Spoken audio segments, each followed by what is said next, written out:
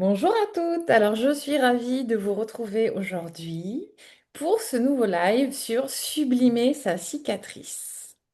D'accouchement peut-elle devenir une alliée avec Aurélie Poussier? Donc Aurélie, j'avais vraiment à cœur de vous la présenter parce que moi, elle m'a beaucoup touchée, émue au travers de sa poésie, mais aussi j'ai envie de dire vraiment de sa délicatesse, qui est quelque chose qu'on ressent. Elle accompagne les femmes. euh, Au travers justement de la prise en charge de leurs cicatrices, que ça soit des cicatrices de césarienne, d'épisodiomies, de déchirures. Euh, et bon, on va développer, je vais pas en dire plus maintenant, on va développer le sujet après, c'est passionnant. Et aussi, je pense qu'on dira un mot sur tout ce que tu fais avec les poupées que tu fabriques et des récits d'histoire pour pouvoir reconstruire ou mettre des mots sur l'histoire d'accouchement, je veux dire là plutôt que d'enfantement qui a été vécu, puis que c'est aussi utile pour la maman que pour le papa et puis pour les enfants. Oui. Voilà. Est-ce que tu veux rajouter quelque chose, Aurélie, à ta présentation? Je vois rien à rajouter. Je suis enthousiaste d'être là et puis de développer avec toi. Super. Alors, je te propose qu'on commence par trois respirations et puis celle qui nous regarde aussi, vraiment pour venir, voilà, en profiter pour revenir dans le corps. Donc, chacune à votre rythme, on inspire, on expire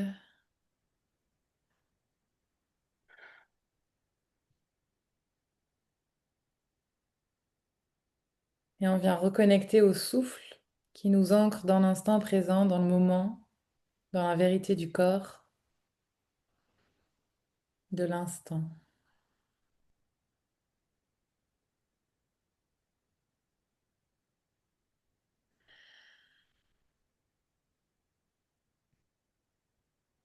Hmm. Bienvenue Aurélie. Alors, est-ce que tu veux nous raconter peut-être dans ton parcours à toi, dans ton histoire, qu'est-ce qui t'a amené à venir prendre soin des cicatrices et d'accompagner les femmes justement dans ce chemin de réconciliation avec leurs cicatrices? Mhm. C'est une question qu'on me pose beaucoup et puis quand je donne la réponse, tout le monde dit bah oui, évidemment. Et ben, j'ai vécu une césarienne. Voilà, j'ai vécu une fin de grossesse très compliquée, très surveillée, donc pathologique en fait. Et puis, du coup, une césarienne programmée d'urgence, hein, c'est un peu un néologisme parce que quand je dis ça à certains gynécos, ils me regardent avec des yeux comme ça n'existe pas. Bah si, voilà, on l'a inventé. Et puis après, j'ai vécu aussi un postpartum très difficile en néonatologie dans un service pas franchement adapté. Et donc, du coup, j'ai mariné dans mon jus, dans le jus en fait, du syndrome de stress post-traumatique, sans le savoir. Oui. Dans mon jus aussi, sans aucun doute, de dépression postpartum. Ouais. Et puis, bah, voilà, c'est à un moment donné, il y a eu des déclics comme ça, mais il faut que je m'en sorte, tu peux pas rester comme ça, à revoir toujours les mêmes images, à ressasser la colère, le sentiment d'impuissance et tout. Et je suis tombée sur une formation proposée par un ostéopathe, Adam Kanner, que mon compagnon m'a offerte d'ailleurs, parce que sur le coup, j'avais pas, je me disais, ah, je peux pas investir ça, j'avais plus trop d'argent. Et puis, ouais, et puis je l'ai faite et ça a vraiment donné des clés en fait à toute cette histoire. Et à partir de ce moment-là, je me suis dit, ok, j'ai appris aussi à m'occuper des femmes. J'avais pas complètement terminé le processus de guérison en fait. Et j'ai proposé à des femmes et ces femmes m'ont dit, il faut que tu continues. Tu peux pas t'arrêter là. Il y a des cicatrices qui physiquement évoluaient. Vraiment, à vue d'œil, c'était hyper impressionnant pour moi aussi, hein, aujourd'hui encore. Et puis, bah, des traumatismes qui s'étiolaient, des choses fortes, hyper ancrées. Pas que en lien d'ailleurs avec les césariennes hein, ou avec les cicatrices d'accouchement, avec d'autres cicatrices aussi. Je me suis dit, ok, je peux pas garder ça pour moi, donc Ben j'y oui. vais mince. C'est ça qu'on Voilà, va voir et que j'ai trouvé passionnant dans les échanges que j'ai eu avec toi, c'est que tu vas faire le lien qu'il y a entre la cicatrice physique et d'autres types de cicatrices qu'on portait déjà. Ouais, c'est ouais. ça. Ouais, ouais. Et puis, il y a les autres types de cicatrices, cicatrices psychiques que certains appellent les psychiatrices, c'est bien vu. Et puis, il y a aussi d'autres cicatrices, en fait, qu'on porte. On porte tous des cicatrices, enfin, ou quasiment tous, hein, des blessures qu'on s'est faites enfant ou autres, ou des opérations qu'on a subies, et pas seulement autour de l'accouchement. Et souvent, quand on s'occupe d'une cicatrice, alors souvent c'est celle de l'accouchement qui appelle le plus. Les femmes qui viennent me voir, c'est principalement pour ça. Les autres aussi, elles réclament un petit peu de soin en fait. Elles disaient, oh moi non plus en fait, je suis pas guérie, donc on les sent, elles gonflent un Ouais. petit peu et puis on va s'en occuper aussi. Et C'est super chouette. et c'est fou, tu vois, moi je pensais pas à cet impact-là pour une cicatrice, notamment parce que moi j'en ai une là d'un truc quand j'avais 3 ans, je me suis ouvert la lèvre. Et tu vois, la cicatrice de l'enfantement, enfin de l'accouchement, ça me paraît tellement évident parce que il y a une histoire traumatique qui est liée, et puis c'est visible, puis c'est un endroit, voilà, tu vois, de notre féminité enfin voilà, on n'a pas forcément envie d'avoir une cicatrice. Et j'avais pas conscience, moi, mon conjoint, il est praticien de médecine chinoise. Et en fait, vraiment, quand on a des cicatrices, il y en a parfois quand elles sont pas bien intégrées dans le corps, ou voilà, ça bloque vraiment la circulation énergétique, même au niveau des méridiens. Et donc, ça leur arrive de dire, bah là, en fait, il faut aller traiter la cicatrice avant de revenir faire de l'acu, en fait. Et Et j'avais pas ouais, cette conscience de l'impact, tu vois. c'est ça, et c'est là que la médecine chinoise rejoint ce que je fais, ou ce que je fais rejoint la médecine chinoise qui est quand même beaucoup plus présente et ancestrale. C'est que, en fait, ce qu'on constate, c'est que la circulation de l'énergie dans le corps, elle est freinée par la cicatrice Mm. à quasi 100%, avec une quasi-certitude. Et ça, c'est vraiment terrible, en fait, parce que du coup, il y a une fatigue qui est présente. Et du coup, en fait, quand on va écouter cette cicatrice, parce que c'est vraiment une écoute, c'est vraiment un dialogue qu'on va créer. Elle va, elle va parler. On va aussi quasi inévitablement et heureusement purger ses émotions, à vraiment accueillir ses émotions et quelque part les purger. Et puis ça, c'est comme si avec la purge des émotions, on refaisait circuler l'énergie en fait, dans ces circuits qui sont fermés. Et tu l'imagines bien quand c'est une cicatrice au niveau du ventre, comme la cicatrice de césarienne de l'utérus, en fait, donc du lieu de la créativité, de la féminité, mais aussi de la vulve. C'est terrible, en fait. Si la circulation de l'énergie ne se fait plus là, il y a tout un lien au plaisir et pas seulement au plaisir intime, en fait, à tous les plaisirs de la vie. Et donc, ça, c'est aussi souvent un lieu qui draine l'énergie, ça il faut le dire. Non seulement ça circule pas, mais ça peut même fuiter quelque part. Et certaines femmes me le disent, elles viennent, elles me disent, je sens que je perds de l'énergie par cet espace de cicatrice. Et encore une fois, c'est pas que les cicatrices d'accouchement.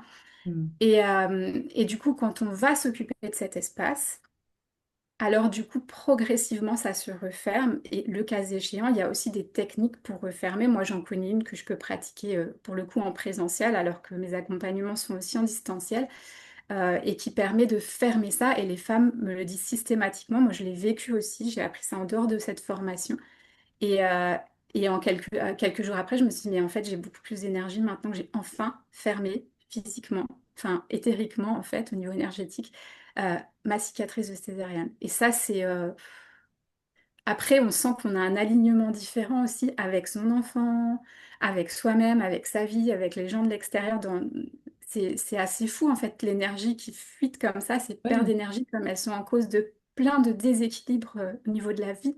J'ai envie de dire, c'est fou l'impact d'une cicatrice sur notre santé énergétique, émotionnelle, relationnelle. Et tu vois, c'est démultiplié. Ouais, les cicatrices, elles ont un impact hyper fort et on s'en rend pas toujours compte en fait sur déjà notre positionnement parce que oui, notre regard sur nous et notre regard sur l'autre en fait. Mais déjà, il y a le regard sur nous aussi, c'est-à-dire que souvent c'est comme un endroit un peu défiguré. Et d'ailleurs, si ça se situe au niveau des lèvres, bon bah voilà, la figure, les lèvres, enfin il y a aussi il y a aussi une forme de résonance entre les deux espaces.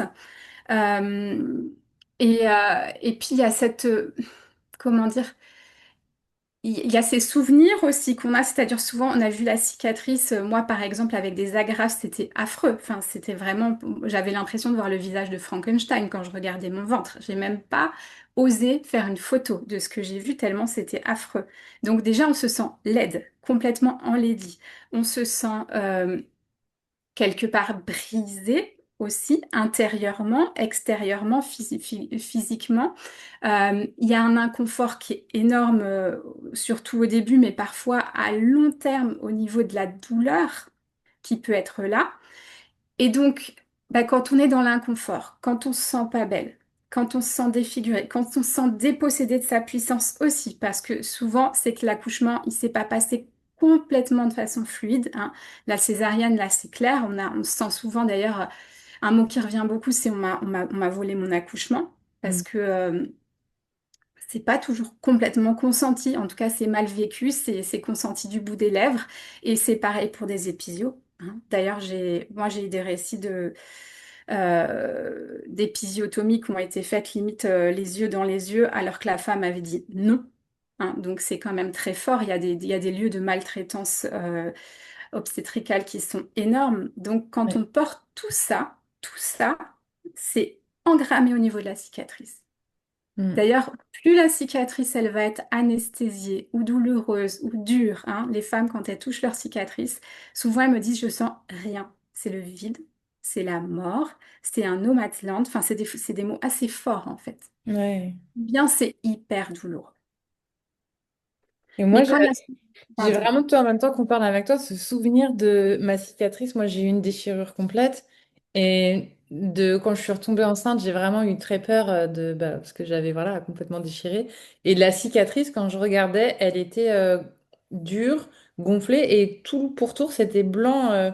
Tu sais, comme quand il n'y a plus de circulation sanguine, quoi, par rapport au reste de la yoni. C'était vraiment genre blanc mort, quoi. C'est ça. Et c'était vraiment surprenant au fur et à mesure j'ai massé un peu, puis surtout refait du contact avec la cicatrice, comment c'est redevenu pour moi un espace vivant qui s'est recoloré à nouveau, en fait. Mm. On pense pas. Ouais. Moi, je t'ai coupé, vas-y. Non, mais c'est ça, c'est très fort, en fait, ça.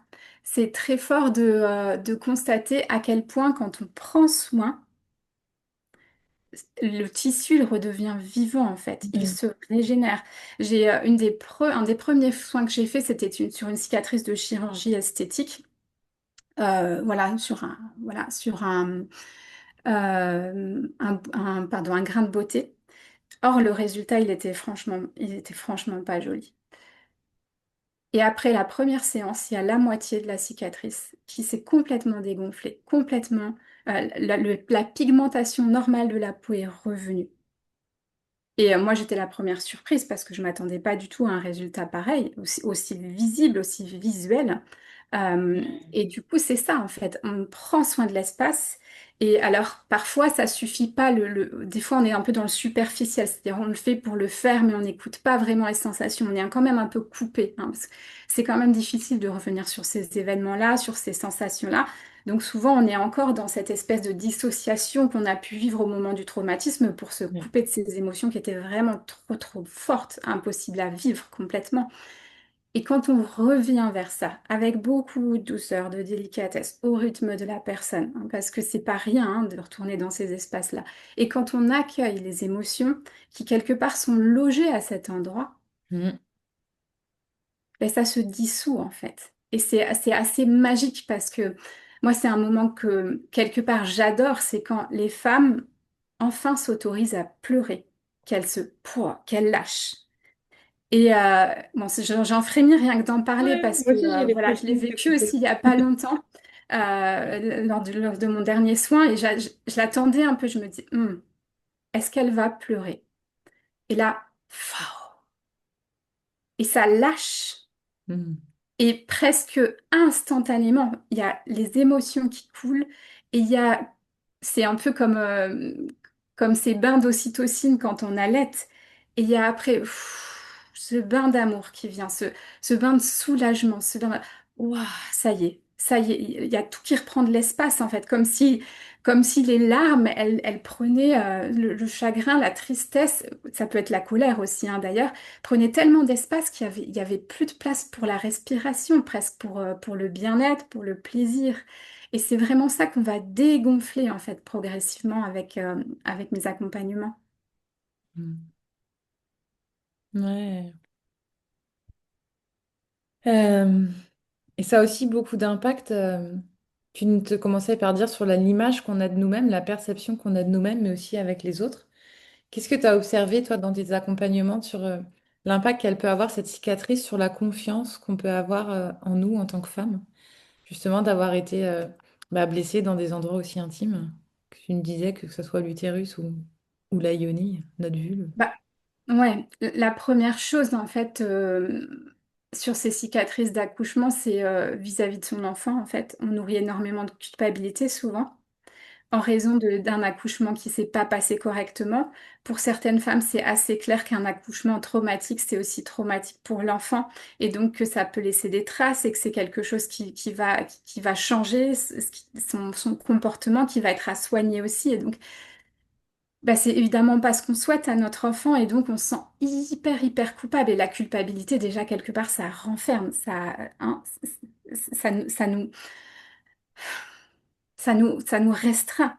Et alors l'idée, c'est vraiment de retrouver ça, cet alignement, retrouver cette verticalité qu'on a perdue avec tous les ressentis, avec le poids de la tristesse, le poids aussi de notre histoire qui est aussi engrammée dans ces endroits-là, hein, et qui a potentiellement causé aussi un accouchement traumatique. Ça, quand on le déverse, quand on le laisse, on retrouve sa verticalité et donc quelque part on ose après exprimer.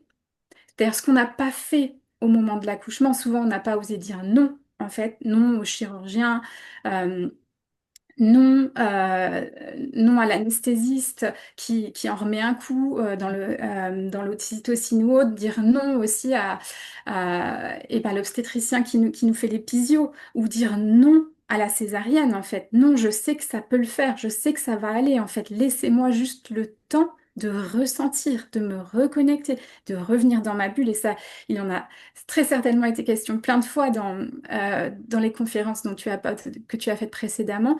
Et, et tout ce qu'on n'a pas pu exprimer, quand on l'exprime dans le cadre de la thérapie, après, on ouvre une voie là, dans tous les sens du terme, hein. On ouvre ce chakra de la gorge là qui s'est complètement fermé, on se libère des boules parce que c'est quand même quelque chose qui revient beaucoup, les boules dans la gorge. Et on sait il y a un parallèle entre la gorge et l'utérus, hein, au niveau de la forme de l'anatomie, c'est quand même assez proche. Donc, quand on ouvre ça, dans le cadre de la thérapie, ça s'ouvre aussi à l'extérieur. Donc, on retrouve de la confiance et on ose dire, et ce qui est formidable aussi, c'est qu'on ose dire ce non à son enfant après, Hmm. parce que quand il y a eu un accouchement traumatique, qu'on nourrit énormément de culpabilité, énormément de peur aussi pour son enfant, parce que quand même, il a failli mourir souvent.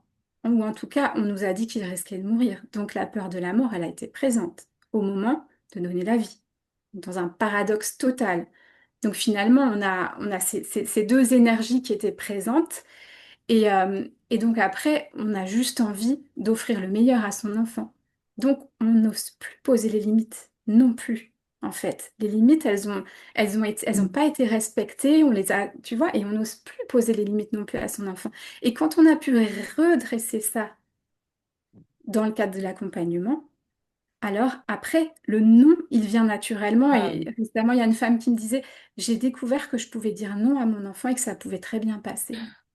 c'est hyper puissant ce que tu racontes, Ouais. je n'avais jamais pensé, mais que le fait qu'effectivement on ait été intrusé et dans nos limites qu'on ait vécu cette expérience, qu'elles peuvent pas être entendues ou même avoir la place d'exister, qu'effectivement après il y a quelque chose qui est dysfonctionnel à cet endroit-là. Ouais. Et les femmes, Ouais. elles te disent non à toi en soins? Non, Il je veux peut dire, elles le arriver. verbalisent, tu vois, au travers de Elle toi. le verbalise pas à moi, elle le verbalise à la personne à qui elles Ouais, ne l'ont pas dit. c'est Ou ça. elles verbalisent leur colère, elles verbalisent ce qu'elles n'ont pas su dire à ce moment-là, ce qui n'était même pas forcément conscient en elles, parce que bon, on est quand même dans un état très particulier au moment de l'accouchement, donc on est complètement, comment dire, on est sorti de sa bulle et sorti de soi quand il y a tout un personnel qui s'agite autour de nous, hein, ce qui est souvent le cas dès il y a un dysfonctionnement ou pas, ou en tout cas des peurs qui naissent autour de l'accouchement. Et donc, on ne peut plus être conscient de ce qu'on vit intérieurement. Et ça peut être aussi parce que clairement, il y a un problème, hein, je précise aussi, il y a aussi des accouchements. Moi, il y avait un problème, hein, clairement physiologique. Je ne saurais pas dire s'il était vraiment nécessaire d'en passer par la césarienne, mais il y avait un gros souci. Et même quand il y a des gros soucis, et ben, même si c'est juste que la césarienne intervienne et arrive, ça veut pas dire qu'on le vit bien.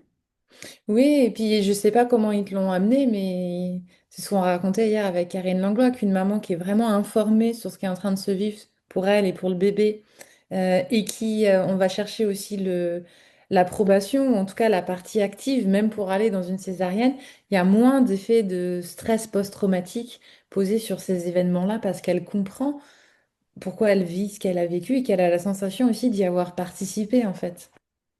Oui. Ah, ça te fait voler là, comme tu disais, un peu cette... Et ben alors, moi, à un moment donné, j'ai dit, OK, on y va. Je vois encore une échographie où je voyais que les transferts de sang au niveau du placenta, ça se faisait pas correctement, et, enfin, au niveau du cerveau, etc. Et à un moment donné, il y a eu un truc qui a dit, OK, on le fait, alors que j'étais en réticence totale jusqu'au bout. Euh, donc ça, je pense que quelque part, j'y suis allée. Euh, et j'ai eu vraiment un moment de connexion avec mon enfant pendant la césaриenne. Ça, j'ai eu la chance d'être préparée à ça quelque part. Et j'ai eu cette chance-là. En revanche, je pense que là où moi j'ai vécu, où il y a eu un basculement dans le stress post-traumatique, c'est que j'avais demandé expressément, je ne sais combien de fois, à je ne sais combien de personnel. Et puis en plus, les médecins ont changé plein de fois. Moi, ça n'a pas été. J'ai au Hmm. moins trois, quatre gynécos qui ont été pensés pour mon accouchement. Et puis finalement, voilà, ça a tourné à cause des circonstances internes à un hôpital, hein. Mais du coup, en fait, à un moment donné, j'ai demandé à une, on m'a envoyé la sage-femme qui serait responsable d'accueillir l'enfant. Je lui ai demandé, elle m'a dit, on verra. Et quand j'ai entendu on verra, déjà, je pense que je me suis liquéfiée sur place, hein. Et puis, euh, et puis là, j'ai compris qu'en fait, ce souhait, une des dernières choses qui me restait, des derniers vœux qu'il y avait sur comment dire, sur mon projet de naissance, qui a même pas été, qu'on m'a même pas pris, tu vois, qui restait un peu dans ma poche, quoi, et dont toutes les lignes ont été rayées les unes après les autres, avec cette fin de grossesse voilà, traumatisante et cette césarienne qui était programmée, le dernier souhait, un des derniers, ne pouvait pas, elle n'allait pas être réalisée et ça n'a pas été réalisé. Et ça, pour moi, je pense que ça a été un gros traumatisme. Hmm. Qu'on monte mon enfant, qu'on le frotte contre ma joue et paf, plus rien. Pas de lien, pas de possibilité de vivre ça. C'est un moment hyper important. Euh, et il faut savoir que je suis en train de chercher. Euh, ouais, il y a des autorités qui ont quand même posé que peu importe les- le contexte et la situation de santé de la mère et de l'enfant, on devait poser l'enfant sur le corps de la mère. Ouais. Merci de le rappeler. Oui, c'est Mm. encore fou et aberrant que ça se passe comme ça aujourd'hui. Ouais. Ça puisse encore se passer comme ça, c'est délirant. Voilà. Et du coup, ça, c'est aussi, et encore une fois, ça, c'est quelque chose que j'ai vu récemment avec une femme qui vient me voir actuellement.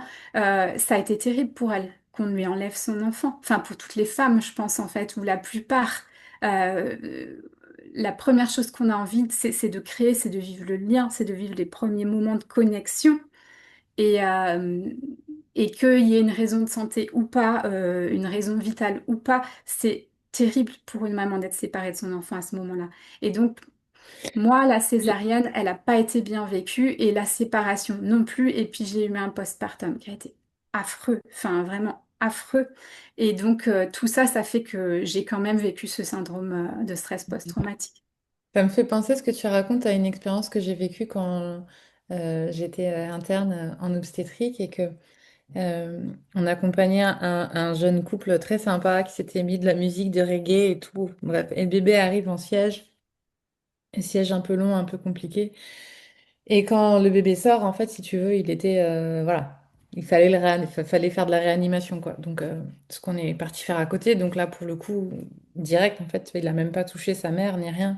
Et ça marchait pas ce qu'on faisait. Donc, ils sont revenus le remettre dans la couveuse et dire que voilà, il allait monter en néonate.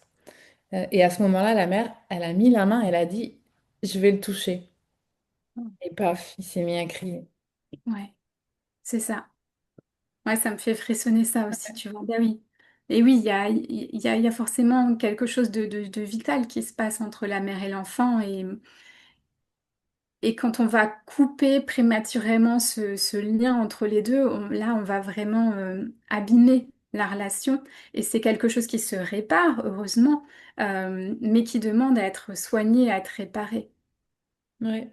Puis ça montre aussi aujourd'hui encore qu'on a une mécompréhension de ce qui est en jeu dans la grossesse, dans l'enfantement, dans ce que c'est que la vie, venir au monde. Et justement, moi, c'est ça que j'ai bien aimé dans les discussions qu'on a eues aussi, c'est qu'à un moment, tu m'as dit quelque chose, ça m'a intriguée, tu m'as dit, nos cicatrices, elles sont pas là par hasard. Mm. Mm. Ouais, ça c'est hyper important et c'est quelque chose que les femmes qui viennent me voir conscientisent progressivement. Mhm. Ou déjà, enfin, je pourrais parler de moi, ma propre expérience déjà. Euh, Avec plaisir. Quand Oui. j'ai commencé, ouais, quand j'ai commencé la formation, on faisait un exercice assez rapide avec d'autres femmes. Et la première chose que j'ai vue, enfin progressivement, parce il y avait un peu une nébuleuse, il y avait un portail et tout, puis voilà, quand je me suis approchée de tout ça et quand j'ai regardé à travers ce portail, j'ai vu une scène entre un ex-compagnon et moi. Et là, j'ai compris. Je me suis dit, ok, en fait, là, le chemin était juste barré. Plus Mhm. rien. Enfin, mon enfant ne pouvait pas passer parce qu'il y avait un espace complètement figé et traumatisé en fait en moi. Mhm. Et cette scène, elle me semblait, elle était dérangeante pour moi, mais elle n'était pas, voilà, c'était une scène intime.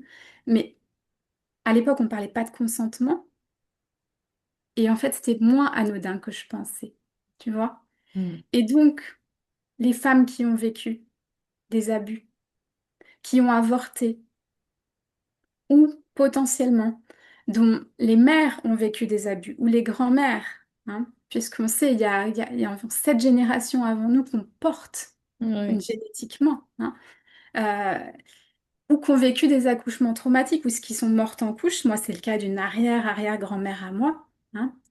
Euh, et bien forcément, c'est des espaces ce sont des mémoires qui restent, hein, qu'on peut même maintenant repérer génétiquement, enfin scientifiquement, Ouais. et qui ont des conséquences sur nos comportements et le comportement de nos corps, en fait.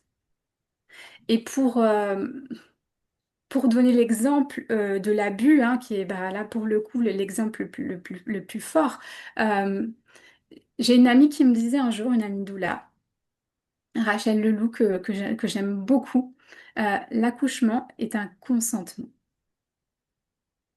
Mhm. Elle le tenait d'un sage homme, Mhm. d'un homme sage-femme, je ne sais pas comment on dit. Euh, L'accouchement est un consentement. Et quand à un moment le corps, il a vécu quelque chose qu'il n'a pas pu consentir, on en vient encore à cette histoire de consentement, Ouais. hein, de limite, hein, et ben, est-ce que il consent, en fait, il consent plus le passage. Ouais. Là, on peut parler aussi après de conséquences comme des vaginites, des vestibulites, des choses comme ça. Le passage, il est plus possible, en fait. Potentiellement, d'ailleurs, il consent même plus la conception, parfois, hein, parce que bah, les portes... Exactement. C'est ce Voilà. que Est-ce j'allais qu'on dire, peut moi. encore concevoir quand on sait qu'on vit dans un monde dangereux, en fait, quelque part? Ou que peut-être ce qu'on a vécu peut être reproduit parce qu'on l'a déjà reproduit des générations précédentes, en fait. Est-ce que le Ouais. corps, il peut encore consentir à offrir un enfant au monde si, si les mémoires nous disent que le monde est dangereux? Bien sûr, et puis elles prennent la place. Moi, je l'ai tellement observé chez les femmes en parcours de PMA qu'à un moment donné, en fait, les mémoires d'abus ou de viol prennent la place. Il n'y a pas de place pour bébé, il peut pas s'installer. C'est ça? Et que vraiment ça, une fois que c'est vu, moi je parle beaucoup de conscience, même si ça joue sur le plan énergétique, mais une fois que ça rentre dans notre conscience, de manière ça bouge sur les plans vibratoires et énergétiques, il se passe quelque chose où le bébé arrive à s'implanter en fait. Ouais. C'est la même chose que ce que tu racontes.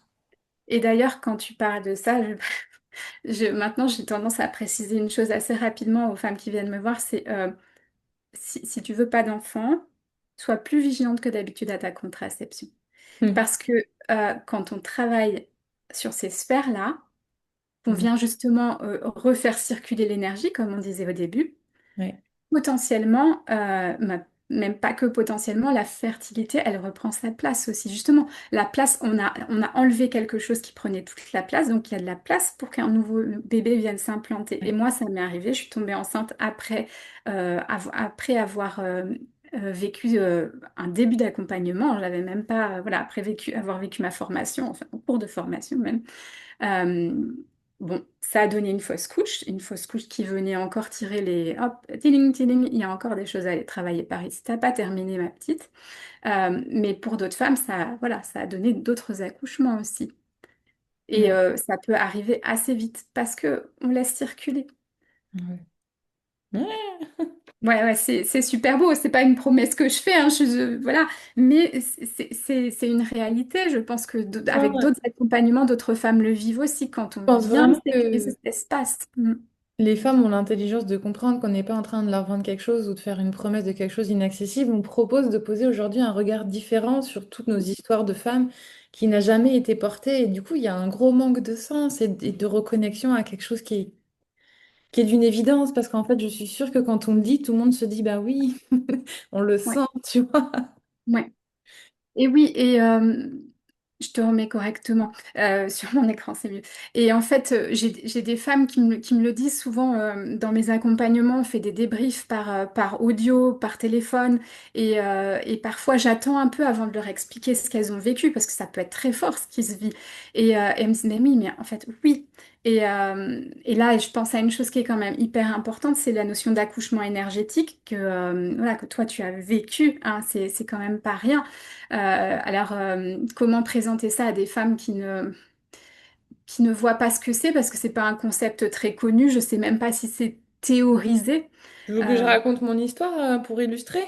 ah, tu peux raconter, ouais, C'est à ça que carrément. tu penses quand on avait Oui. échangé dessus. Bah, mon premier accouchement, moi, il a été très traumatique. Et comme tu racontais, à un moment donné, il y a l'anesthésiste qui est venu et qui a dit, j'étais à quatre pattes en train de bouger dans tous les sens. Madame, on va mettre un bolus parce que là, c'est plus possible et vous pourrez plus bouger. Et j'ai même pas eu le temps de répondre non, que déjà, je pouvais même plus bouger les jambes. Bref. Et donc, ben, je me suis retrouvée à être allongée pour accoucher, à demander à la sage-femme de mettre les doigts dedans parce qu'elle me disait pousser, mais je sentais même pas. Je comprenais pas qu'est-ce qu'on me disait de pousser, je sentais plus rien à partir d'en dessous, tu vois. Et donc, déchirure complète, voilà. Dépression du postpartum. Il s'en est suivi, comme toutes les femmes qui vivent ce genre de choses, j'ai cherché mes outils et les miens, ça a été de me former à l'ostéopathie intrapelvienne avec Véronique de la Costière. Et si tu veux, bah, ça dure 7 jours. Enfin voilà, on était à un moment donné dans un état de conscience modifié. Et toujours, tu sais, voilà, revenir en nous dans des états un peu méditatifs. Et là, je lui dis, j'ai la sensation, tu vois, je commençais à sentir mon utérus qui contractait. Et je me mets à l'intérieur de la sensation pour voir qu'est-ce que c'est, qu'est-ce que ça me raconte. Et là, je lui dis, écoute, j'ai l'impression que je suis en train de revivre l'accouchement de mon fils. Donc, c'est un accouchement énergétique, je sais pas comment dire, tu vois, corporellement, j'avais vraiment les sensations. Et elle me dit, ok, bah monte, monte sur la table. Et dans sa grande sagesse, tu vois, vraiment avec ses doigts, elle a fait comme le passage de la tête au niveau du périnée. Et là, mais le soulagement pour moi, je me suis rendu compte que mon corps n'avait jamais compris que mon fils, il était sorti. Voilà, voilà, voilà. Là, tu as tout dit, en fait.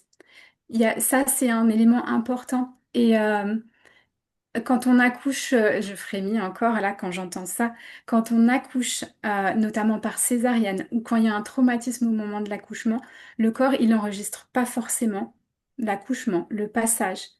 Et donc, il est encore en mode grossesse. Moi, Ouais, mon ostéo, quand elle m'a vue après ma césarienne, elle m'a fait: «Oh, c'est marrant, vous avez encore le dos en position de la grossesse.»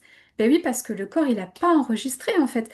Le bah ouais, passage, il doit se sentir. Alors, en particulier, quand on parle de la césarienne, c'est flagrant parce qu'il n'y a pas du tout de passage. C'est pas seulement qu'on ouais, le sent pas, qu'on le vit pas parce qu'on se dissocie. Comme pour toi, quand il y a un traumatisme comme le tien, mais quand l'enfant ne passe pas, le corps n'enregistre pas. Ou quand on est dissocié, ouais. le corps n'enregistre pas. Le cerveau archaïque, le cerveau reptilien, Il n'enregistre pas, le corps non plus. Donc en fait, l'information, c'est je n'ai pas accouché. Alors une femme qui a vécu une césarienne, quand elle dit j'ai pas l'impression d'avoir accouché, en fait, elle dit juste ce qui se passe au niveau de son cerveau, au niveau de son corps. Il y a un truc qui manque. Mm. Et j'ai même envie d'aller plus loin, même si ça peut être blessant à entendre. Quand la société nous renvoie le fait qu'en ayant accouché par césarienne, on n'a pas accouché, elle nous renvoie cette notion vraiment archaïque et reptilienne, ce que nous, en fait, le message qu'on envoie, qu'on a à l'intérieur de nous, il y a un truc qui n'a pas pu se produire Ah. complètement.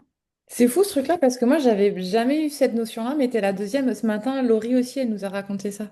Le poids que quand t'as accouché par césarienne, on te renvoie le fait que t'as pas accouché. Oui.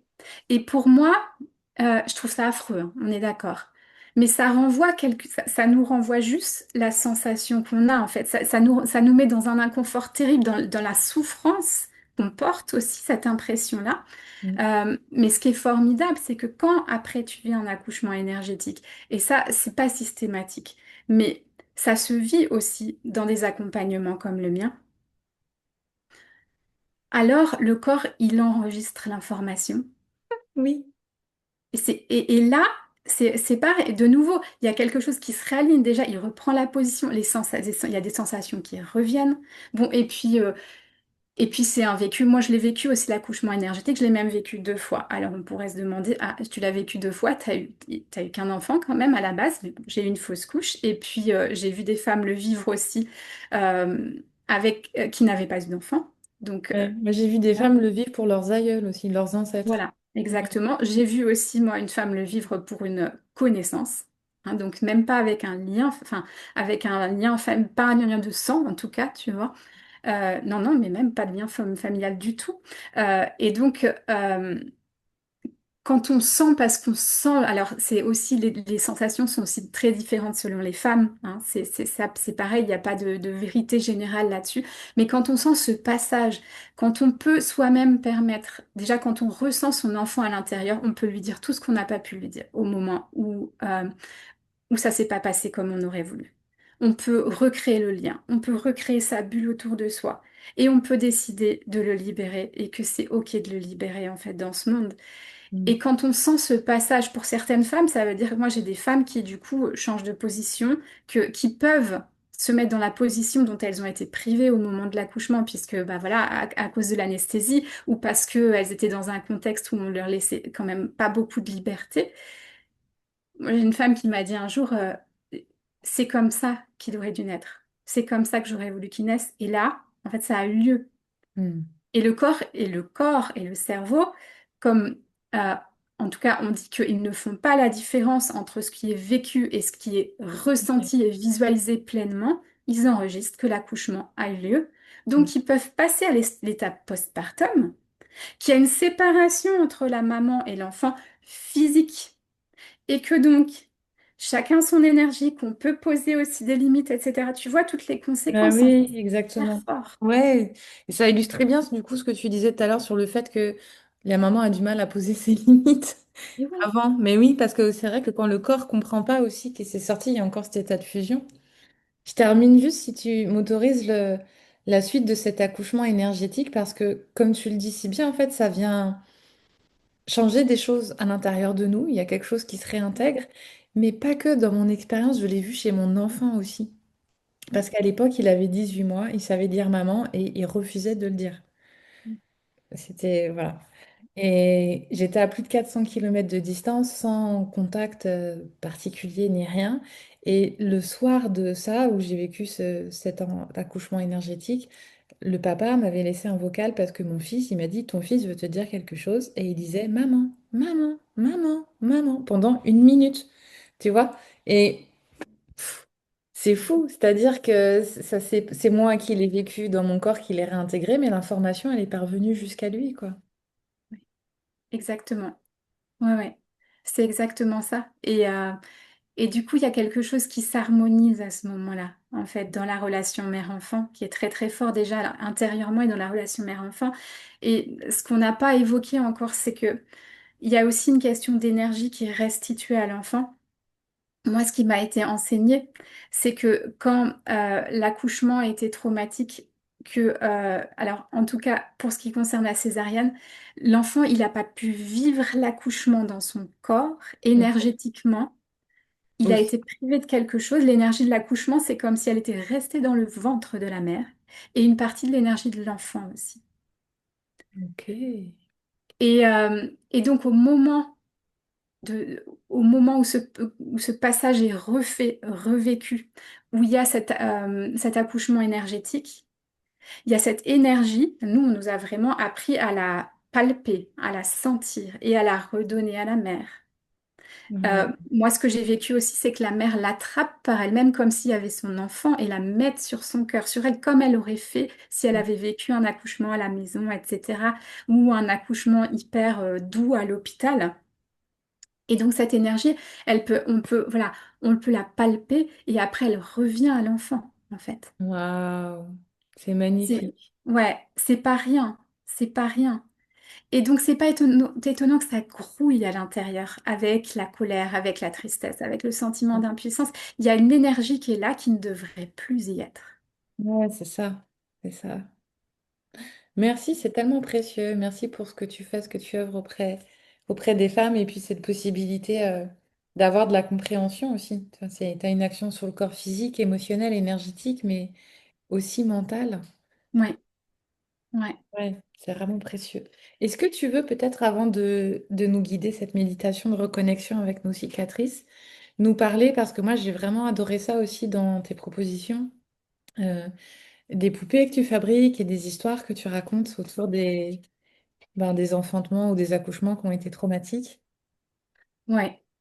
Ouais, en fait, alors, c'est quelque chose qui m'est venu au cours d'un accompagnement avec Mary Merriot, qui est une coach formidable, euh, où, euh, où il y a un lien qui s'est créé entre ce travail sur les accouchements, sur les cicatrices d'accouchement, et puis voilà, mon don, ma formation de jardinière d'enfants, Steiner-Waldorf. Et donc, voilà, c'est un monde dans lequel on soigne beaucoup le beau, le naturel, euh, et où on attache beaucoup d'importance aux histoires aussi, et au visuel, voilà, et à la symbolique. Et il se trouve que moi, j'ai pas mal accueilli de copains à la maison pendant toute une période, dans le cadre d'un groupe parents-enfants. Et dans ce cadre, quand il y avait des anniversaires qui arrivaient, je racontais ce que j'appelle l'histoire de naissance de l'enfant. Et pour certains copains, c'était facile parce que je connaissais, je savais comment les liens s'étaient tissés entre eux et comment leur histoire d'amour s'était progressivement euh, poursuivie jusqu'à l'arrivée de l'enfant. Et donc c'est ça, l'histoire de naissance, c'est en fait l'histoire d'une petite étoile, là-haut, tout là-haut dans le ciel, qui regarde ce qui se passe en bas, tout en bas sur la terre, et qui observe ses parents, et qui va comme ça fondre en amour pour un couple pour une histoire, d'amour ou pas d'ailleurs, en général c'est le cas mais pas toujours, et qui va décider fermement que c'est là qu'elle va aller. Mais c'est pas forcément possible tout de suite. Donc on peut observer comme ça. Je fais une mise en scène avec des petites poupées en laine feutrée très simples, où on observe les différentes étapes de cette histoire d'amour, les différents moments où la petite étoile se dit ça, c'est maintenant, jusqu'au moment où enfin elle peut rejoindre ses parents. Hmm. Et, et l'histoire s'arrête là. C'est-à-dire que une fois qu'on a travaillé l'accouchement traumatique, une fois que c'est soigné pour la mère, qu'on a pris soin de cet espace-là, de ces émotions-là, on peut aussi aller symboliquement remettre du beau dans la rencontre familiale, avec une histoire qui est écrite du point de vue de l'enfant, d'un point de vue plus haut, en fait. On prend de la hauteur avec cette histoire quelque part. Et voilà, c'est quelque chose qui touche énormément, qui touche l'enfant aussi. Là, récemment, moi, je la fais tous les ans pour mon fils. Et récemment, il y a un petit à qui j'ai offert une poupée que j'avais fabriquée, qui a fait à sa maman. Alors, moi aussi, je vais pouvoir avoir une histoire comme Noah à son anniversaire. Et donc ça vient vraiment toucher l'âme en fait, parce qu'il y a quelque chose de plus grand simplement. Il y a une histoire aussi de rencontre et d'incarnation, hein, voilà, qui se passe à un autre niveau. Et moi j'adore, j'aime écrire cette histoire, ces histoires, j'aime écrire cette simplicité-là aussi, cette innocence du choix. Et, euh, et puis j'adore aussi ce que ça peut générer chez les parents et chez les enfants. Ouais. Mm. Hmm. Ouais, je l'ai pensé aussi dans le cadre de fratrie, par exemple, où des fois l'enfant, quand il devient premier et qu'il y a un deuxième, voire un troisième, voire plus, il perd un peu de sa place, un peu de sa royauté quelque part, hein. Voilà. Et ce genre d'histoire, ça peut remettre aussi l'enfant, ça remet l'enfant au centre, en fait. Ouais. Et quand éventuellement il y a eu aussi une rupture amoureuse, une rupture dans l'histoire d'amour des parents, ça remet le focus aussi sur le fait que à la base, il y a l'amour quand même qui était là. Peu importe ce qui s'est passé après, il y a l'amour et il y a un choix quelque part conscient à un certain niveau de l'enfant de venir retrouver ces êtres-là, ce contexte familial-là. Mm. Waouh, c'est magnifique. J'adore en parler. J'adore, mais oui, non, mais c'est. T'as les petites poupées? Non, tu les as pas là? Et je voulais les prendre, mais elles sont pas là. Ça va rester dans. On en voit deux. Euh, Ouais, parce qu'elles sont super belles en plus. J'en vois Ouais, une. on en voit Je deux mets l'image. dans mon feed Instagram si on cherche un petit peu. Très simple, il y en a deux très simples. Jusque-là, je les jouais systématiquement avec, comment dire, avec Marie et Joseph de la crèche, en fait. Donc, pour moi, c'est hyper symbolique parce que finalement, pour des parents, peu importe les croyances religieuses, hein, euh, quand un enfant arrive, c'est l'enfant soleil, quoi. C'est ça, c'est la même chose. C'est comme une présence divine qui arrive sur Terre au milieu d'une famille. Quand on voit la famille comme elle est ébahie, c'est un peu comme les rois mages qui sont là en contemplation, en fait, en adoration. Enfin, il y a une adoration autour d'un enfant qui arrive sur Terre, qui arrive dans une famille.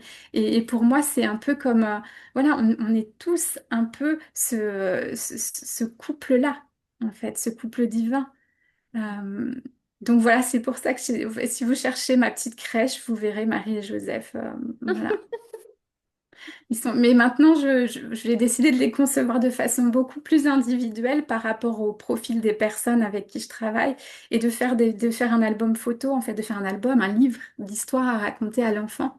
Pour que ça Waouh. reste, pour pouvoir lui raconter et encore et encore. Et en pédagogie Waldorf, on me dit qu'une histoire, ça se lit pas une fois, ça se lit, ça se relit. D'ailleurs, les enfants, ils demandent souvent qu'on leur relise toujours la même histoire.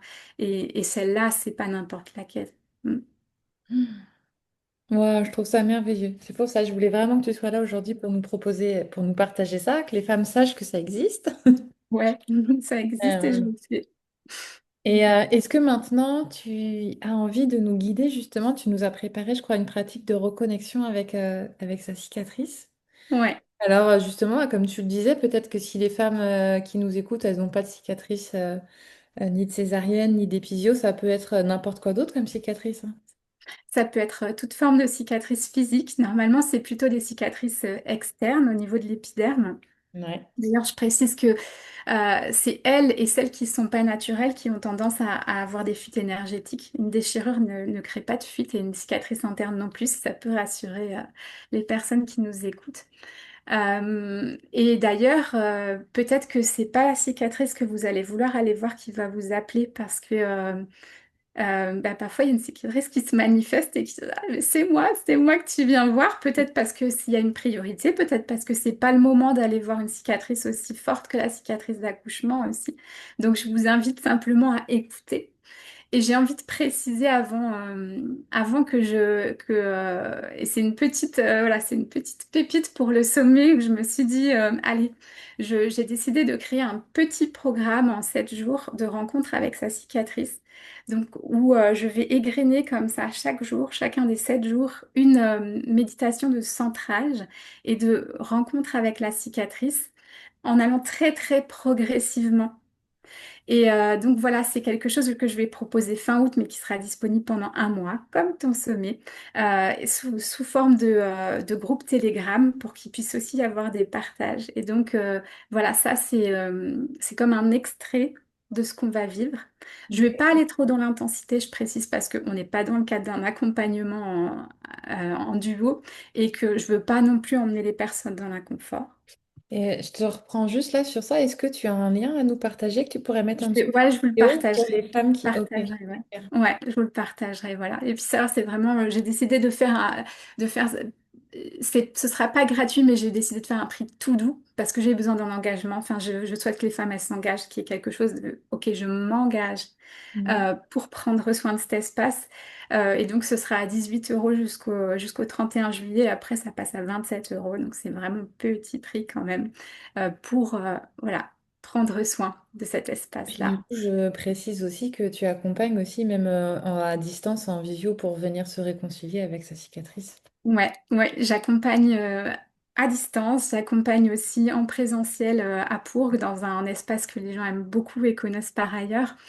Et puis voilà, ça fonctionne, dans les deux cas ça fonctionne, mais quoi qu'il en soit, c'est toujours après un rendez-vous, toujours après avoir vérifié que c'est OK pour la personne et pour moi, que on ne va pas dans un espace qui est trop sensible aussi. Parfois, je sens que c'est OK si ça commence en présentiel, par exemple. Donc, Mhm. on va vérifier quand même que ça matche entre nous, en fait, qu'il y a quelque chose qui se passe et qu'on parle bien de la même chose. Euh, Jusque-là, ça a toujours été le cas, mais c'est aussi OK si la personne ne se sent pas de le faire. Et donc, il y a vraiment un temps d'échange qui est bien entendu gratuit, hein, un vrai temps d'échange pour vérifier qu'on est sur la même longueur d'onde. Ça, c'est hyper important. Euh, c'est pas possible de prendre rendez-vous pour Tu veux demain dire que pour. là, il y a un vrai consentement, c'est ça? C'est ça. Et de toute façon, le consentement, il revient très très souvent en fait. Mhm. Je demande beaucoup aux femmes, est-ce que c'est OK?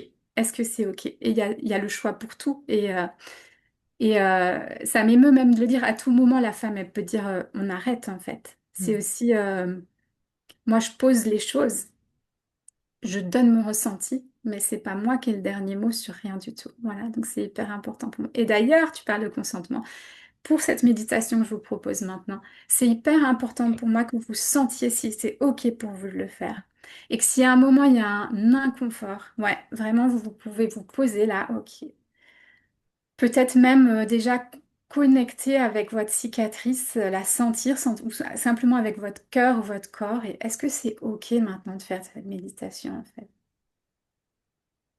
Et là, c'est assez simple. Si le corps il se ferme, s'il se verrouille, c'est que c'est pas le moment et que vous pouvez reprendre cette vidéo plus tard. Et peut-être que dans 5 minutes, ce sera OK, hein, ou peut-être dans 2 jours. Et puis si ça s'ouvre, si ça se pose, c'est que là, vous pouvez y aller. Pour moi, autant vous dire que c'est super ouvert pour vous guider la méditation.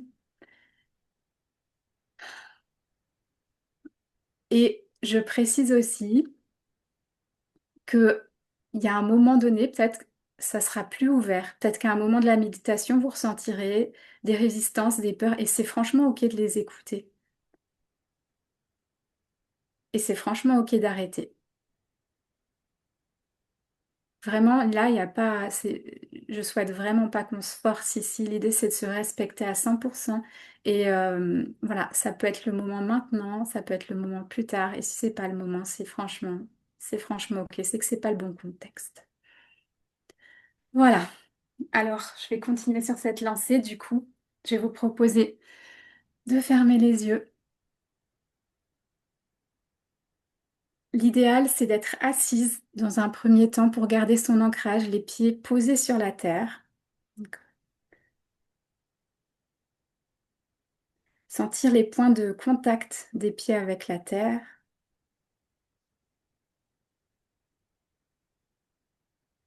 On peut se redresser et tirer sa tête vers le ciel. Légèrement avancer le bassin pour étirer le bas de la colonne. Je vous invite aussi à déverrouiller les épaules en les roulant vers l'arrière et en les laissant se déposer. Éventuellement déverrouiller légèrement la nuque, puis baisser légèrement le menton vers l'avant. Et puis vous pouvez ouvrir la mâchoire, éventuellement la bouche. Voilà, ça c'est un endroit souvent très crispé. Et déposer les yeux dans les orbites là. Hop, ils peuvent se mettre en mode repos, intériorité. Et dans un premier temps, l'idée c'est de revenir au corps.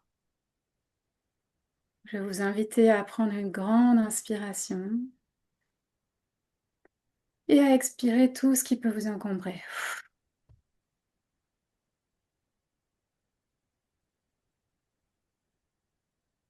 On va reprendre une grande inspiration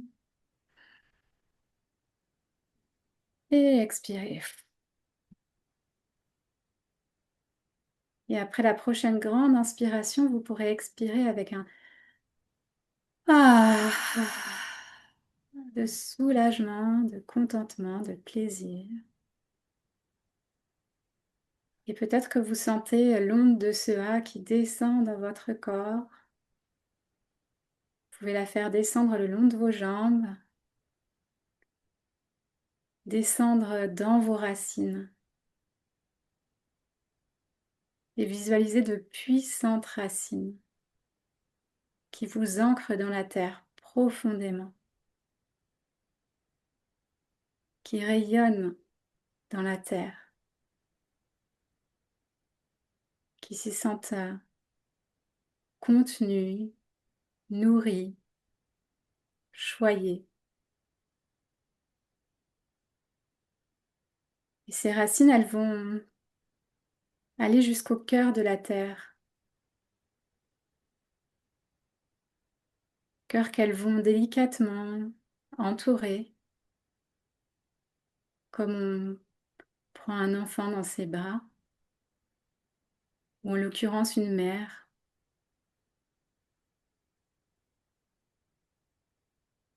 Et je vous invite à sentir que ce cœur de la terre, il bat à l'unisson avec le vôtre. Et qu'à chaque pulsation, il vient envoyer son énergie douce, maternelle, féminine, puissante aussi, dans vos racines.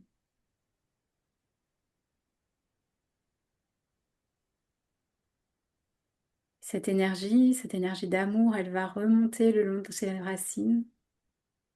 Je vous invite à sentir comme elle va venir éveiller les cellules de vos pieds, sentir vos pieds nourris, peut-être pétillés ou chauffés. Et vous pouvez visualiser comme cette énergie monte et vient nourrir toutes les cellules de vos jambes jusqu'aux fesses,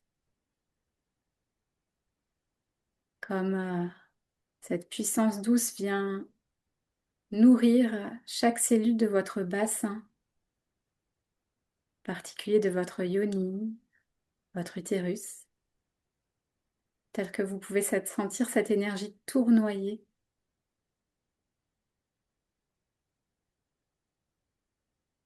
Et l'énergie terrestre va continuer, remonter le long de votre colonne vertébrale, mais aussi dans votre ventre, dans votre poitrine, pulser dans votre cœur. Et depuis votre cœur, elle va rayonner, pulser jusque dans vos bras et au bout de vos doigts. Et remonter dans votre gorge.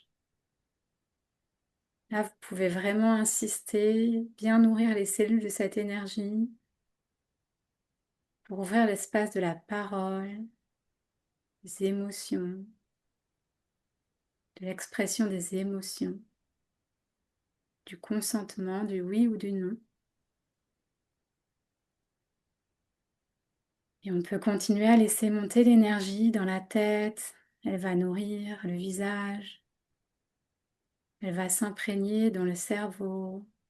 Chaque cellule du cerveau se trouve nourrie de cette énergie. Peut-être que vous pouvez sentir que vous vous redressez. Et puis l'énergie continue.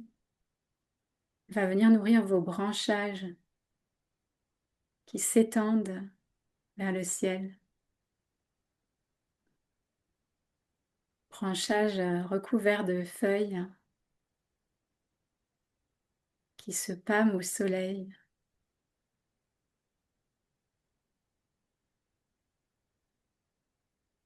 Et puis depuis ce feuillage, vous allez cette fois accueillir les rayons du soleil, cette lumière qui vient se poser, qui vient nourrir vos feuillages, qui va venir comme une huile chaude et dorée, descendre dans vos branchages, mettre de la lumière partout, comme si vous deveniez doré. Cette énergie va couler, cette huile, elle va venir couler à travers votre petite fontanelle, se déverser tranquillement dans votre tête, en déverrouillant tous les espaces verrouillés. Voilà, et en emmenant avec elle les impuretés qu'elle récolte pour ne laisser plus que lumière. Lumière qui vient descendre, couler dans votre gorge, dénouer les éventuels nœuds, qui vient détendre les épaules et couler dans vos bras jusqu'au bout de vos doigts.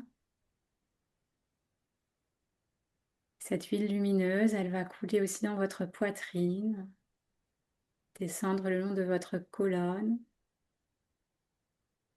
Voilà, nettoyer chaque vertèbre. Et puis elle va venir dans votre ventre, mettre du baume et dans votre utérus. Là, cette chaleur douce, cette lumière va prendre sa place, va récolter les éventuelles impuretés et les emmener avec elle. Puis on va descendre dans le vagin, où cette lumière va aussi s'installer en douceur, faire disparaître les ombres. On va continuer et l'huile va couler, couler dans les fesses, les cuisses, déverrouiller les genoux, couler jusque dans les chevilles, les déverrouiller aussi, déverrouiller les pieds. Et puis l'huile va s'écouler dans nos racines. Et à travers nos racines, elle va rendre à la terre toutes ces impuretés qu'elle a pu récolter. La terre saura les composter, les transformer en trésors. Un diamant peut-être.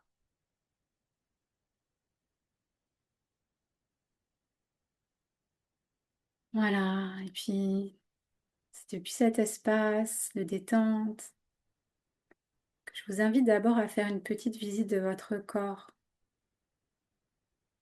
à sentir comment il est, quel est son état général,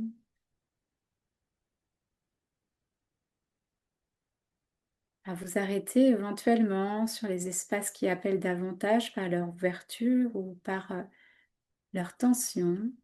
Inviter ces espaces à prendre tranquillement le rythme des autres, la détente des autres, à leur rythme.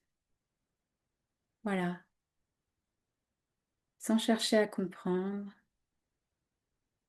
sans analyser, simplement vous observez ce qui est là, ici et maintenant.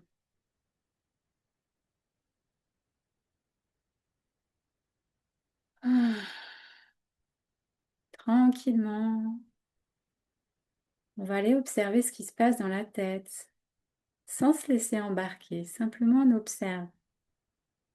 Peut-être qu'il y a un paysage particulier,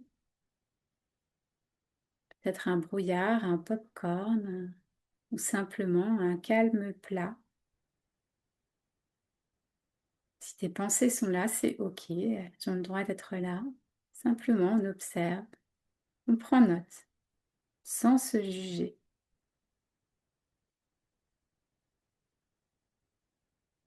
Puis on va laisser l'espace de la tête. Et on va tranquillement se diriger vers l'espace du cœur.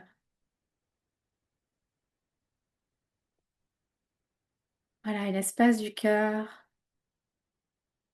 va nous permettre d'entrevoir les émotions qui sont présentes maintenant. Alors peut-être qu'il y a de la surprise, peut-être de la joie ou de la tristesse, peut-être aussi de la peur. Là, je vous invite simplement à nommer intérieurement ce que vous observez. Ça peut être une émotion pleine ou des strates. Voilà, c'est ce qui est là maintenant.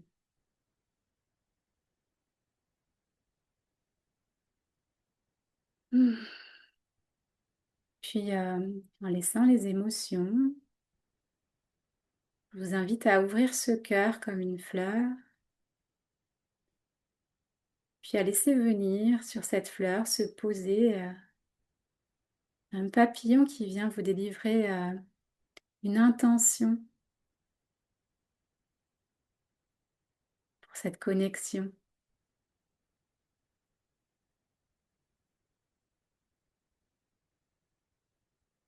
Alors cette intention, elle peut être visuelle, elle peut être sous forme de mots, de couleurs, d'images, de sons, et elle peut aussi être absente, c'est OK. On n'a pas besoin nécessairement d'une intention.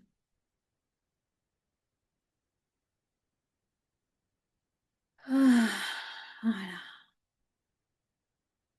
Puis là, je vais vous inviter à sentir comment c'est pour vous. Commencez d'aller voir une de vos cicatrices. Et puis de sentir là comme si vous appeliez, s'il y en a une en particulier qui vous appelle. Mais vous avez le droit de décider aussi de façon très consciente. Ok, je vais aller voir telle cicatrice. Et on va le faire par l'intention. Je vais vous inviter à simplement concentrer votre attention sur la zone où se trouve la cicatrice. Voilà. Et simplement à sentir. Qu'est-ce que ça fait de poser son attention là? Alors, c'est la première fois que vous y allez, peut-être que ça fait rien du tout. Et c'est OK, c'est peut-être pas le bon contexte. Vous pourrez recommencer cette méditation. Mais peut-être qu'il y a des petits picotements, des sensations de chaud, ou de froid, des serrements, peut-être même que c'est désagréable, voire douloureux. Peut-être qu'il y a une ouverture, qu'il y a une détente qui se crée. Toute autre chose, simplement observe.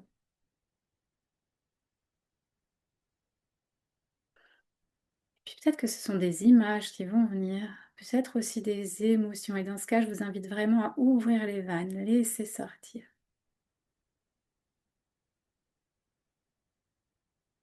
Accueillir.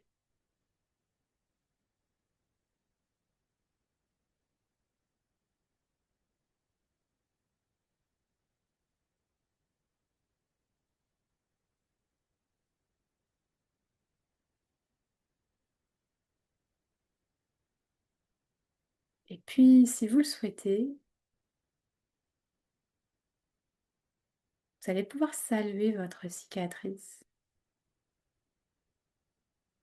comme on dit bonjour à un être vivant. Et écoutez s'il y a une réponse.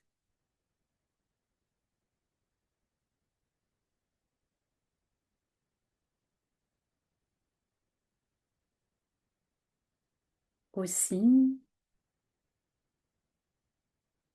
vous allez pouvoir lui dire quelques mots. Vous pouvez le faire tout haut ou intérieurement.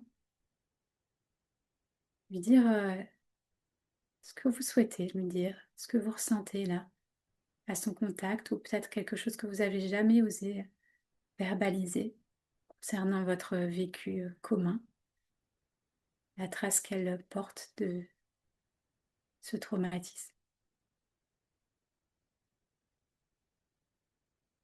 Hmm.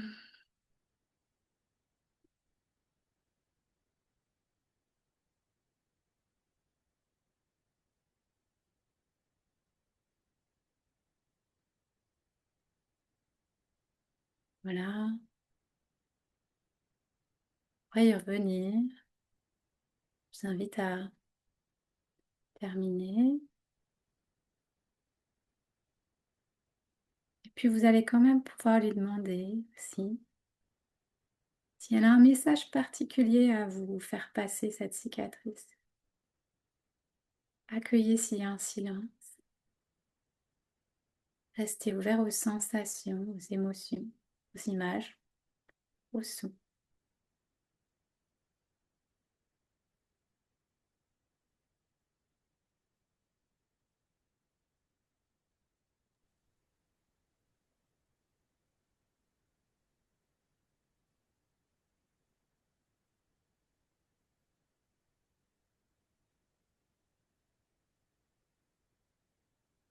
Voilà.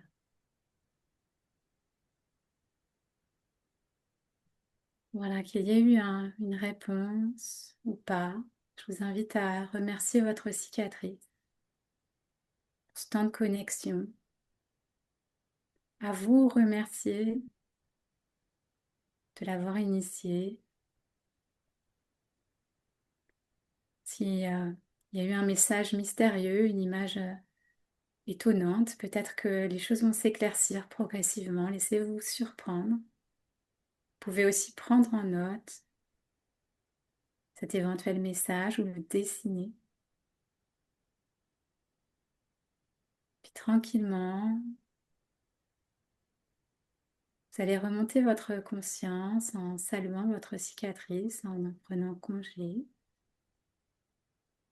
Montez votre conscience dans votre cœur, dans son battement. Peut-être que vous pouvez sentir ce battement jusqu'au bout de vos doigts, de vos pieds, de votre cuir chevelu, dans vos racines peut-être même.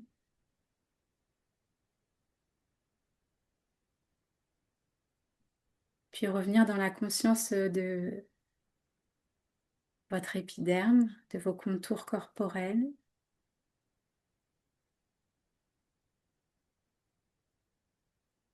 Vous allez pouvoir légèrement mouvoir les pieds, reprendre contact, conscience du contact avec le sol. Bougez les doigts de vos mains, déverrouillez votre nuque et vos épaules en gardant les yeux fermés dans un premier temps. Je vous invite à faire un tout petit cercle avec votre bassin et puis à l'agrandir progressivement. Voilà. Jusqu'à l'amplitude qui vous convient sans forcer. En position assise, c'est pas forcément évident. Puis on va aller dans l'autre sens en gardant la grande amplitude. Voilà. Jusqu'à ce qu'on ait une plus petite amplitude. Et puis que ça s'arrête naturellement. Peut-être que vous ressentirez qu'intérieurement le mouvement se prolonge. Hein, que ça fait comme un axe qui vous relie à la terre comme au ciel. Ah. cet axe, vous pouvez y revenir, ce chaudron, vous pouvez de nouveau mouvoir ces os pour vous sentir vivante intérieurement. S'il n'y a pas eu de sensation, c'est ok. C'est peut-être un endroit qui a besoin de temps pour s'exprimer. Là, de nouveau, je vous invite à vous mouvoir, mais davantage à vous étirer. Voilà, laissez craquer les os éventuellement, secouez légèrement les mains et quand vous vous sentirez prête, vous pourrez frotter vos mains, les poser sur vos yeux, prendre une grande inspiration et ouvrir les yeux. À l'expire tranquillement. Et quand ce sera le moment pour vous, vous pourrez ouvrir les volets pour revenir là, en pleine possession de vos moyens dans ce monde. Voilà, bienvenue. J'espère que cette méditation a été belle. Je ne sais pas si, il y a moyen de recevoir des commentaires, mais moi j'adore avoir des retours. Donc, faut pas hésiter à les envoyer, à m'écrire des MP après ou voilà, sur Insta ou sur Facebook, avec plaisir. Ouais, sur le groupe d'une forêt de maman, évidemment, vous pouvez mettre vos ressentis en commentaire. Ouais. Mais si c'est plus intime, évidemment, vous pouvez passer aussi en message privé. T'es sur Aurélie Poussier. Tu mettras le lien, comme ça sera facile Je de. mettrai les liens, ouais, Parce que je crois que volontiers. c'est un Ouais. autre nom sur Instagram. Voilà, j'ai pas choisi la facilité, c'est encore quelque chose à développer chez moi. Moi, je peux partager une partie de mon ressenti. Peut-être parce que tu l'as dit au début, les liens qu'il y avait entre les lèvres et les lèvres, et que ça a ouvert une porte. Mais du coup, moi, j'ai vraiment eu ce va-et-vient de sensations et j'ai vécu comment ça naviguait en fait entre mes deux lèvres. J'ai des Mm. cicatrices et une partie de l'expérience, moi, j'ai été très surprise de voir qu'en fait, bah, je ressentais un lien physique, mais il y avait aussi un lien dans mon histoire entre ces deux cicatrices. Ouais, Voilà. ouais. C'est quelque chose qui vient de plus en plus dans mes accompagnements aussi, c'est hyper intéressant. Mm. Donc c'est vraiment quelque chose à soigner aussi, Mm. à prendre soin. Mm. Ouais. Merci Aurélie. Merci pour ce partage. Est-ce qu'il y a quelque chose que tu veux rajouter avant qu'on clôture? Voilà, je crois que j'ai dit plein de choses et j'ai pas l'impression d'avoir des choses à rajouter. Moi, je serais Super. toujours heureuse d'avoir donc des retours sur cette méditation, sur les impressions par rapport à notre conversation, cette interview. Et puis, et voilà, c'est beau et fort pour moi d'accompagner des femmes sur ce chemin-là, sur le chemin de la résilience, comme pour toi d'ailleurs. Et je serais vraiment ravie, voilà, qu'on vienne vers moi et de voir s'il y a un bout de chemin à faire ensemble ou pas. Voilà, les portes sont ouvertes. Mm. Ouais, super, merci. Et puis, je trouve ça merveilleux, là, l'offre que tu proposes fin août. Tu nous mets le lien. Comme ça, ce sera Ouais, facile pour elle ouais, ouais, avec grand d'arriver plaisir. jusqu'à toi. Ouais, comme ça, c'est aussi une façon de goûter à mon énergie, de goûter à cette atmosphère de façon hyper Tout à fait. idée, intime et voilà, en s'investissant à sa mesure. Donc, je me suis dit, allez, là, je me lance, il y a sommet, je propose ça à sommet. Voilà, c'est un peu, voilà, c'est l'énergie du sommet qui se poursuit. Et puis voilà, c'est fin d'été, donc c'est un moment où on a envie de commencer à revenir vers soi aussi. Puis là, comme vous avez, c'est vraiment un retour au corps avant tout, hein. C'est pas, on va pas voir la cicatrice comme ça. D'abord, on se retrouve. Donc c'est aussi une histoire de centrage, de revenir à soi. Mm. Super. Voilà. Merci Aurélie. Merci beaucoup.